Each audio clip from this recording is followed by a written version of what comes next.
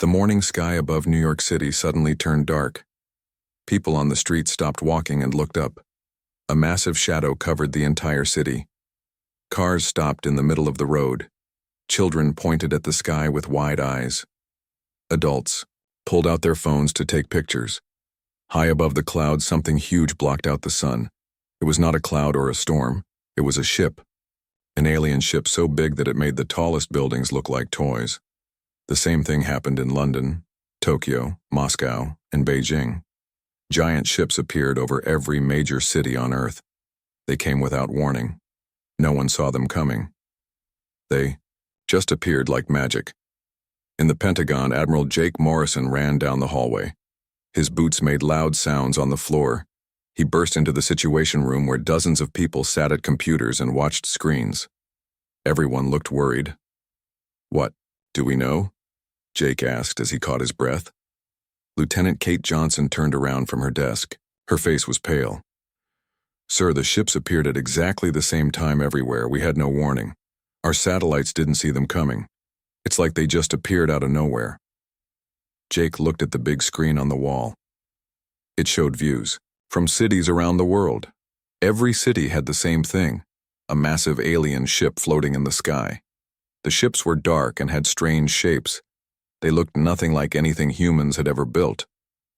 "Any communication attempts?" Jake asked. "We've tried everything, sir.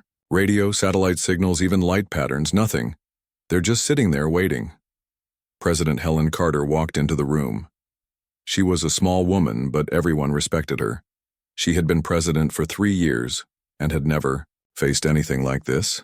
Behind her walked General Paul Martinez, a big man with gray hair who had fought in many wars. "Give me a report," Helen said in her calm voice. Kate stood up. "Madam President, we count 4 ships total. 1 over North America, 1 over Europe, 1 over Asia, and 1 over Australia. Each ship is about 5 miles long and 2 miles wide. We estimate they could carry hundreds of thousands of beings." Helen nodded. "Any signs of weapons?" General Martinez stepped forward. "We can see weapon ports along the sides of each ship. The weapons look advanced, much more advanced than anything we have." Suddenly, all the screens in the room flickered. A loud sound filled the air. Everyone stopped talking and looked at the main screen. The screen showed static for a few seconds, then cleared. An alien face appeared on the screen. It was unlike anything anyone had ever seen. The creature had green scaly skin and yellow eyes that glowed. Its head was long and narrow, like a snake. When it opened its mouth, they could see sharp teeth. "People of the planet you call Earth," the alien said. Its voice was deep and scary. "I am Overlord Zexthul. I rule the Galactic Dominion. We control over 1,000 worlds across this galaxy." Everyone in the room held their breath. This was the first time humans had ever spoken to aliens, but this alien did not seem friendly. "Your world has been chosen," Zexthul continued. "You will become part of our empire. This is not a request. This is an order." Helen stepped closer to the screen. She was not afraid, even though her heart was beating fast. "What do you want from us?" she asked.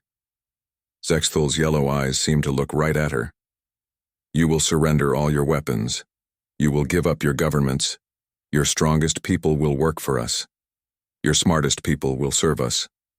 The rest will be allowed to live, but only 10% of your population." Jake felt his hands shake with anger. 10%? What happens to the other 90%? "They will be eliminated," Zexthul said without any emotion. "This is how we bring order to the galaxy. Weak species must make room for strong ones." General Martinez stepped forward. "And if we refuse?" Zexthul made a sound that might have been laughter. "No species has ever refused. You have 72 of your planet's rotations to decide. But there is really no choice. Submit or be destroyed completely." The screen went black. The room was silent for a long moment.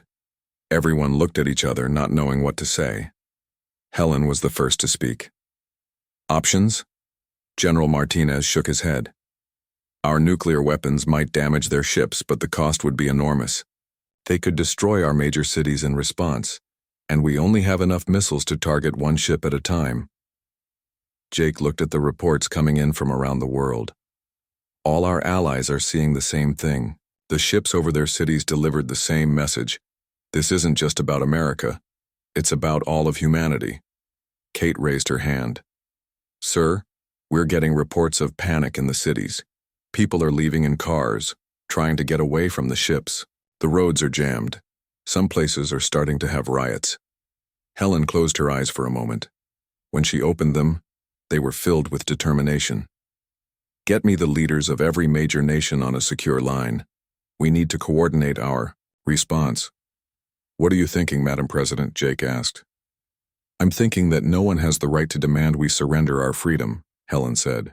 I'm thinking that if these aliens have conquered 1,000 worlds, then 1,000 worlds never had the chance to fight back properly. Just then, Dr. Lisa Park walked into the room.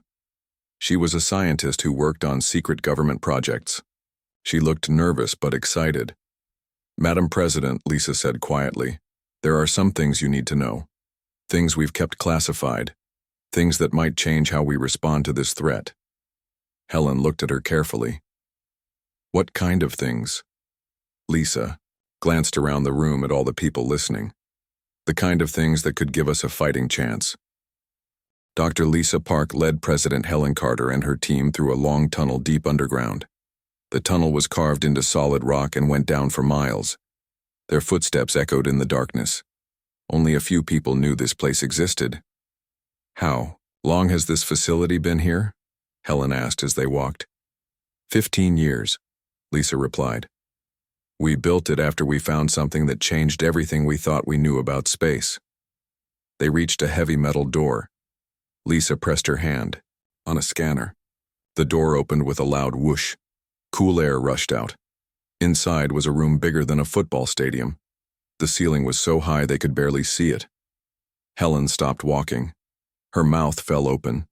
In front of her were 36 spacecraft, unlike anything she had ever seen. They were sleek and silver with curved lines that looked almost alive. They did not look like human technology. What are these? General Martinez asked. His voice was quiet with amazement.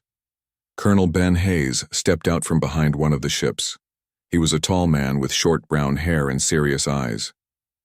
These are the reason we might have a chance against the Dominion, he said. Ben led them to a table covered with strange objects. Some glowed with soft blue light. Others seemed to move on their own. 15 years ago, an alien ship crashed in the Pacific Ocean. It was badly damaged, but some of the technology was still working. He picked up a small device that looked like a crystal. This single piece taught us more about energy and space, travel than we learned in 100 years of human science. We've been reverse engineering everything we could. Captain Rick Stone walked over to join them. He was a test pilot who looked like he had not slept in days. Sir, these ships can do things that seem impossible. They can travel faster than light. They can turn invisible. They have weapons that can cut through anything. Helen looked at the ships again. How many people know about this? Less than 200 worldwide, Lisa said. We kept it secret because we were not ready. We thought we had more time before we would need to use them. But you've been testing them? Jake asked. Rick nodded. For the past 5 years. That's how we discovered we're not alone out there. During our test flights, we found other aliens, hiding in our solar system. Other aliens? Helen asked. Commander Amy Foster joined their group. She was a woman with red hair who studied alien life forms. Refugees, she said. Survivors from worlds that the Dominion conquered. They've been hiding in our asteroid belt and around Jupiter for years. Amy led them to another room filled with computers and screens. On the screens were pictures of different alien creatures. Some looked like large insects. Others looked like walking plants. Some had multiple arms or strange colored skin. We've been in contact with 17 different species, Amy explained. They all have the same story. The Dominion came to their worlds and gave them the same choice they gave us. Submit or die. What did they choose? Helen asked, though she was afraid of the answer. Most submitted immediately, Amy said sadly. A few tried to fight but were destroyed quickly. These refugees are all that's left of their civilizations. Dr. Kevin Wright, a man who specialized in languages, stepped forward. The refugees have been teaching us about the Dominion. They know how the enemy thinks and fights.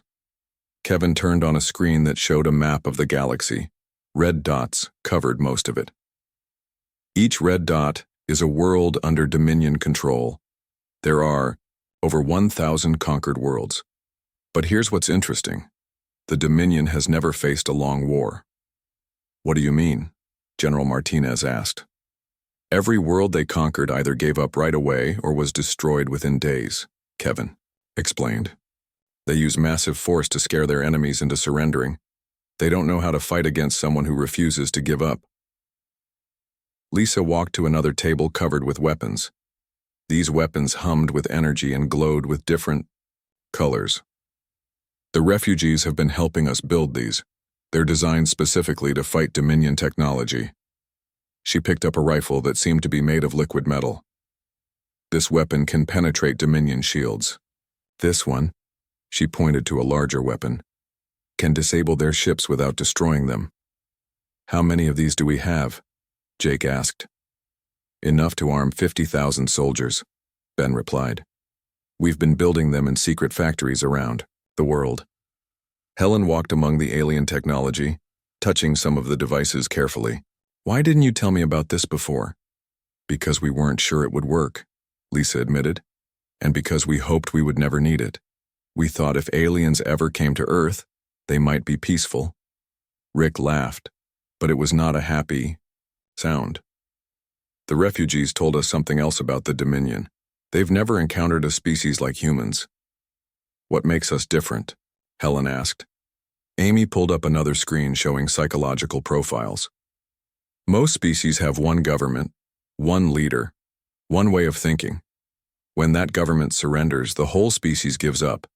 But humans are different. She pointed to a map of Earth showing hundreds of countries. We have many governments, many cultures, many ways of thinking. Even if some of us surrender, others will keep fighting. The refugees say we're the first species they've met that gets more dangerous when we're cornered, Kevin added. Most creatures run away when they're scared. Humans fight harder. Colonel Hayes brought out a folder full of papers. We've been making plans. If the Dominion attacks, we can evacuate our technology and continue fighting from hidden bases.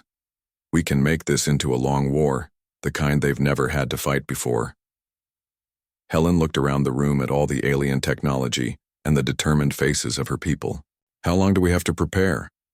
68 hours, Jake said, checking his watch. Then we better get started, Helen said. She turned to face everyone in the room. I need you to contact every refugee group in the solar system. Tell them we're going to fight and we want their help. And if they refuse? Amy asked. Helen's eyes were hard as steel. Then we'll fight alone. But something tells me that after hiding for so long, they're ready to fight back too. Lisa smiled for the first time that day. I'll contact the refugee leaders immediately. This might be the day the galaxy finally fights back against the Dominion. Outside, the alien ship still floated in the sky, waiting for humanity's answer. They expected surrender like every other species before. But they were about to learn that humans were different, very different. Deep in the asteroid belt between Mars and Jupiter, hundreds of alien ships floated in the darkness. These ships were different from the massive Dominion vessels hanging over Earth. They were smaller, older, and showed signs of damage from long years of hiding. Commander Vexhai stood on the bridge of his ship, the last survivor from the Altarian Republic. His 6 eyes watched the video feeds coming from Earth. He could hardly believe what he was seeing. They're actually preparing to fight, he whispered to his crew. A single world against the entire Dominion. General Morden of the Lost Epsilon. Colonies floated beside him. His species did not have legs like humans. Instead, he moved through the air using special organs in his body. I have seen 1,000 worlds fall to the Dominion, he said in his strange musical voice. Not one of them chose to fight. The refugee fleet had been hiding for 15 years. Ships from dozens of different worlds, all that remained of civilizations that once ruled the stars. They had watched the Dominion grow stronger while they grew weaker, always running, always hiding. The humans sent us a message, announced Thaxmori, the leader of the refugees. She was from a world that had been destroyed so completely that she was the only survivor of her entire species. They want to meet with us. Vexhai turned all 6 of his eyes toward her. What did they say? Thaxmori played the message on the main screen. President Helen Carter appeared, looking tired but determined. To all beings who have suffered under Dominion rule, we invite you to join us, not as servants, but as equals. We know you have been hurt. We know you have lost everything. But together we might be able to win something back. The bridge fell silent. Many of the aliens had never heard words like these before. The Dominion only spoke of conquest and submission. These humans spoke of partnership and hope. On Earth, preparations continued at a speed that amazed everyone. Major Dan Cooper ran training sessions for pilots who would fly the new hybrid fighters. The pilots were learning to use technology that seemed like magic. Remember, Dan shouted to a group of 20 pilots, these ships respond to your thoughts as much as your hands. The alien technology reads your mind and helps you fly. Don't fight it, work with it. One pilot, a young woman named Carol Wright, raised her hand. Sir, what if we think the wrong thing during battle? Dan smiled. The refugees told us something interesting about that. The ships only respond to strong, clear thoughts. Fear and doubt make the ships slower. Anger and determination make them faster. In factories around the world, engineer Susan Blake worked with teams to outfit civilian spacecraft with alien weapons. Cargo ships, passenger planes, even small private jets were being turned into fighters. We don't have enough military ships, Susan explained to her team, so we're making everything into a weapon. A cargo plane with alien shields and weapons is still dangerous to the Dominion. Meanwhile, Dr. Kevin Wright sat in a room full of communication equipment. He was talking to the refugee leaders, learning about Dominion tactics. Each conversation taught him something new about their enemy. The Dominion always uses the same plan, explained a refugee who looked like a giant butterfly. First, they show overwhelming force to create fear. Then they demand surrender. If the species refuses, they destroy the major cities. Most species give up after seeing one city destroyed. Kevin took notes carefully. What if a species still refuses after that? It has never happened, the butterfly creature said sadly. Every species breaks after seeing their cities burn. But humans were different, and the refugees were beginning to understand just how different. In small towns across America, ordinary people were preparing for war. In Kansas, farmer Pete Johnson had turned his tractors into mobile weapons platforms. In Texas, rancher Bill Murphy was teaching his neighbors how to fight using alien technology. The beauty of humans, Dr. Wright told the refugee leaders during another meeting, is that we don't have just one government or one army. We have millions of leaders and millions of armies. If you destroy Washington, we still have state governments. If you destroy those, we still have city governments. And if you destroy those, we still have individual families who will keep fighting. This concept was completely foreign to the aliens. On their worlds, destroying the capital meant destroying the government. Destroying the government meant the species would surrender.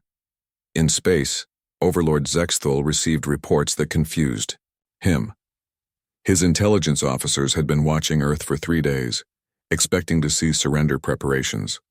Instead, they saw the opposite. What do you mean they're building weapons?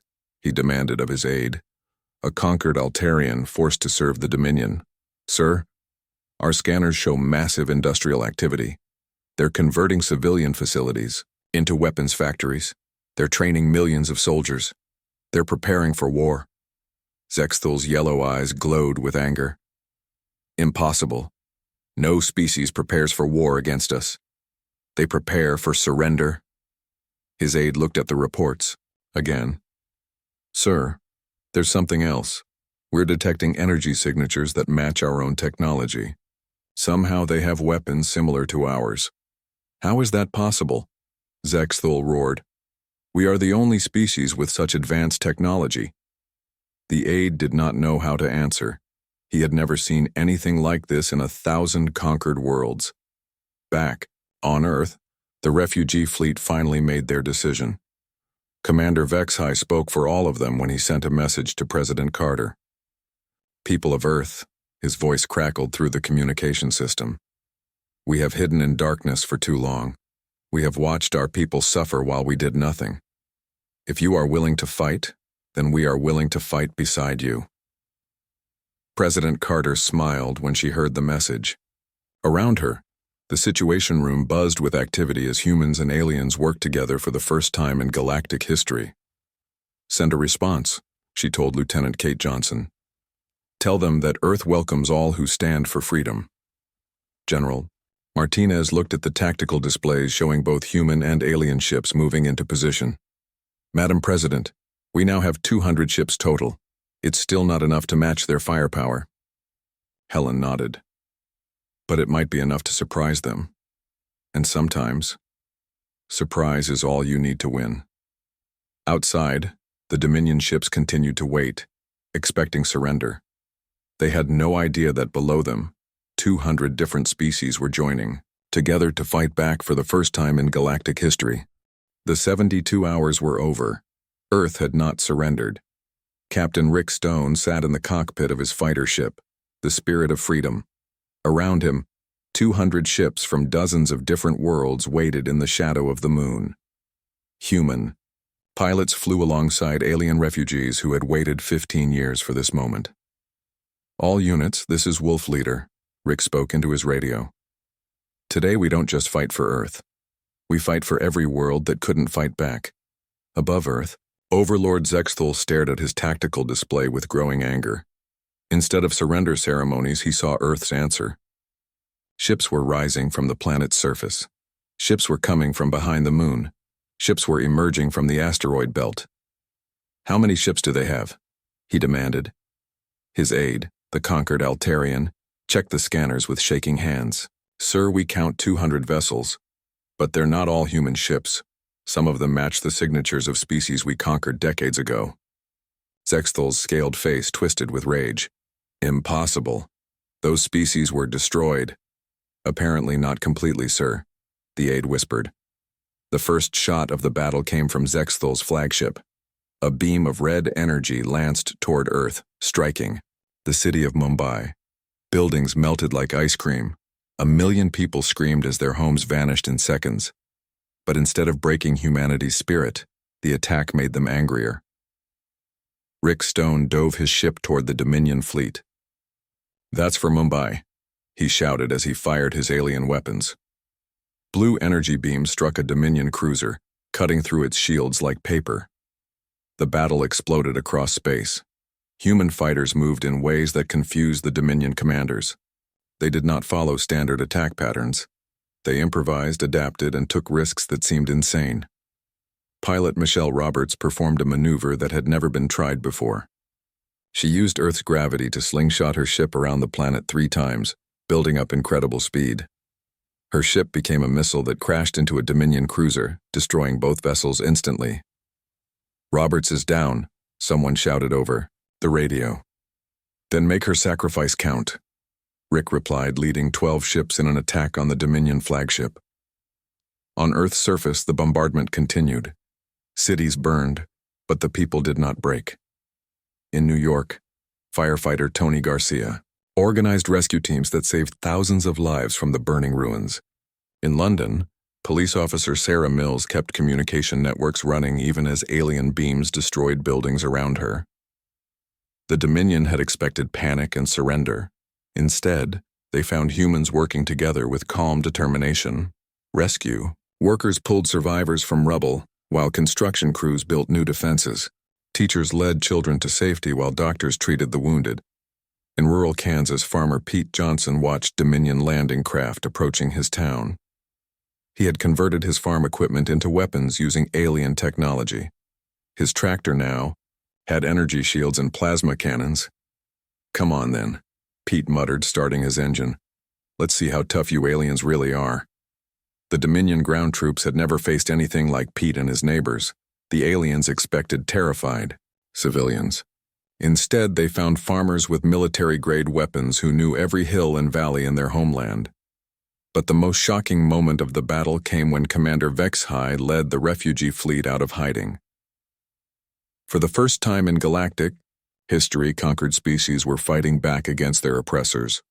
For every world that fell in silence, HFY broadcast across all communication channels, "Today we make noise." His ship, damaged and patched from years of hiding, charged straight at a Dominion battleship. Behind him came ships from 17 different species, all united in their hatred of the Dominion.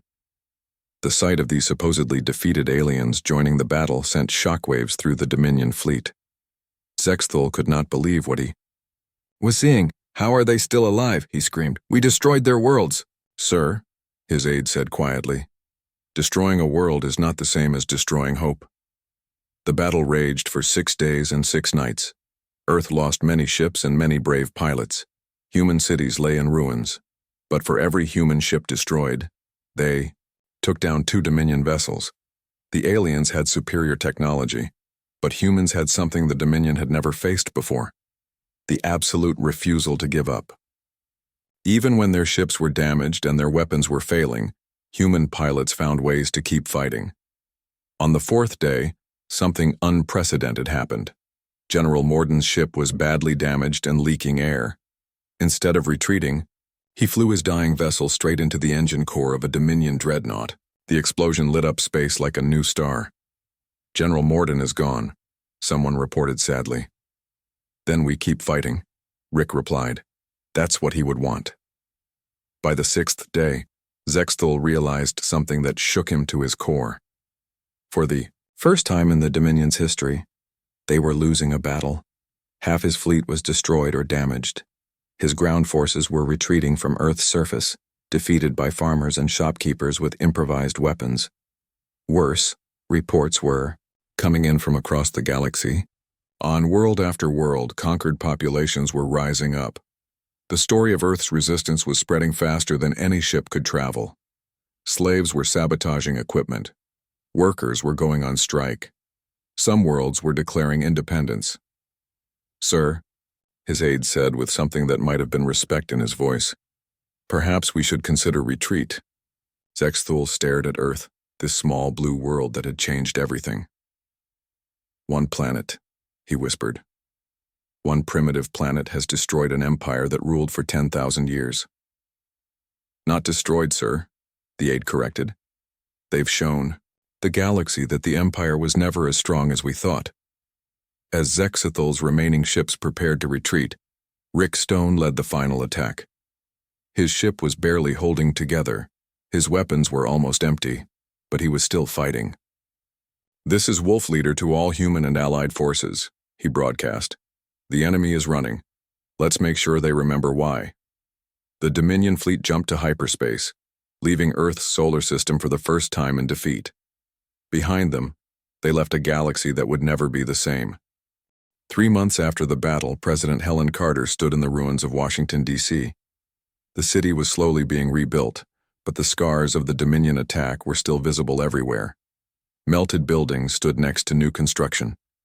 Human workers labored alongside alien refugees to repair the damage. The real victory, however, was not on Earth. It was spreading across the galaxy like wildfire. Dr. Kevin Wright approached Helen with a tablet full of reports. His face showed excitement mixed with disbelief. "Madam President, you need to see this. The galaxy is in complete chaos." Helen took the tablet and read the reports. On the mining world of Kepler 442b, slave workers had stopped all production and were demanding freedom. On the agricultural colonies of the Vega system, farmers were refusing to send food to Dominion fleets. On the factory world of Proxima 7, workers had taken control of weapons manufacturing plants. "How many worlds are rebelling?" Helen asked. "Over 300 so far," Kevin replied. "And the number grows every day. Our message is being translated into thousands of languages and spread through underground networks that have existed for generations." The message Helen had broadcast during the battle had reached every corner of the galaxy. "Freedom is not given, it is taken," she had said. "We are not special. We are not chosen. We are simply willing to pay the price that freedom demands. These words had ignited something that the Dominion thought was impossible. Hope among the Yaum conquered. On the factory world of Rigel 9, a worker named Zarthak listened to the human message for the 100th time. His species looked like large insects, but they had once been brilliant engineers before the Dominion enslaved them. Zarthak had spent 20 years building weapons for his oppressors. Today, he made a different choice. Instead of building weapons for the Dominion, he sabotaged the production line. When the overseer demanded to know what happened, Zarthak looked up with compound eyes that glowed with new purpose. "I learned something from the humans," he said. "Sometimes the answer to tyranny is simply no." Similar scenes played out across the galaxy. Species that had been slaves for decades suddenly remembered what it felt like to choose their own destiny. On Earth, the reconstruction continued with help from unexpected allies. Ships arrived daily from worlds that had heard about humanity's victory. Some brought supplies. Others brought refugees seeking a new home. A few brought entire governments that had escaped from Dominion control.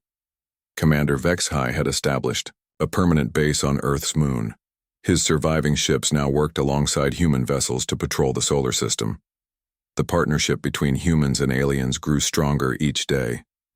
"Your species fascinates us," Vexhai told Admiral Jake Morrison during one of their regular meetings. "We have studied warfare for thousands of years, but we never understood that the greatest weapon is refusing to accept defeat." Jake smiled. "We're still learning too. Before this battle, we thought we were alone in the universe. Now we're part of something much bigger." The something bigger was growing rapidly. Word had spread that Earth offered sanctuary to any being fleeing Dominion rule. Refugee ships arrived constantly, carrying survivors from dozens of different worlds. Dr. Lisa Park worked around the clock to accommodate all the new arrivals. Her underground facility had been expanded into a massive complex where humans and aliens shared technology and knowledge. "We're learning more about the galaxy in 3 months than we learned in 3 centuries, she told Helen during one of their briefings.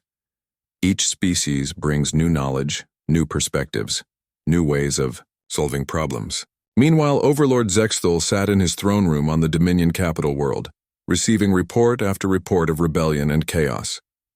Half his empire was in open revolt. The other half was barely holding together. "How is this possible?" he raged at his remaining advisors. "One world, one primitive world has destroyed everything we built." His aide, the conquered Altarian who had served him for decades, stood quietly nearby. Something had changed in the alien's posture. He no longer cowered in fear. "Sir," the aide said carefully, "perhaps the problem is not that the humans are too strong. Perhaps the problem is that we were never as strong as we thought." Zexthul turned his glowing eyes toward his aide. "What do you mean?" "We ruled through fear," the aide explained. "Fear only works as long as people believe they have no choice." The humans showed the galaxy that there is always a choice. As if to prove his point, alarms began blaring throughout the palace. Another world had declared independence. Then another. And another. Zexthul watched his empire crumble in real time. "What happens to us now?" he asked. And for the first time in his life, he sounded afraid. His aide looked at him with something that might have been pity. "Now you learn what it feels like to be conquered." Back on Earth, President Carter addressed the United Nations, which now included representatives from over 50 different alien species. The assembly hall looked nothing like it had before the invasion. Beings of all shapes and sizes sat together, united by their shared desire for freedom. "6 months ago, we thought we were alone," Helen said to the mixed crowd of humans and aliens. "We thought the universe was empty and cold. We were wrong. The universe is full of life, full of hope, full of beings who want the same things we want, the right to choose their own destiny." She gestured toward the viewing screens that showed the galaxy. Red dots that had once marked Dominion-controlled worlds were changing to blue as they declared independence. "The Galactic Dominion demanded that we submit." Helen continued. They expected us to kneel. Instead, we stood up. And when we stood up, we discovered that we were not alone. Millions of beings across the galaxy were waiting for someone to stand up first. Admiral Morrison approached the podium with the latest reports. Madam President, I'm pleased to announce that the Dominion has officially requested peace negotiations. They're offering to recognize the independence of all rebelling worlds. The assembly erupted in cheers that could be heard in a dozen different languages. Species that had been enslaved for generations were finally free. As the celebration continued, Helen looked out the window at the stars. Somewhere out there, the galaxy was learning a lesson that humanity had always known. Freedom is worth fighting for, no matter the cost. The Dominion's reign of terror was over. In its place rose something new, a galaxy where every being had the right to say no to tyranny. And it all started with one small blue planet whose people refused to kneel.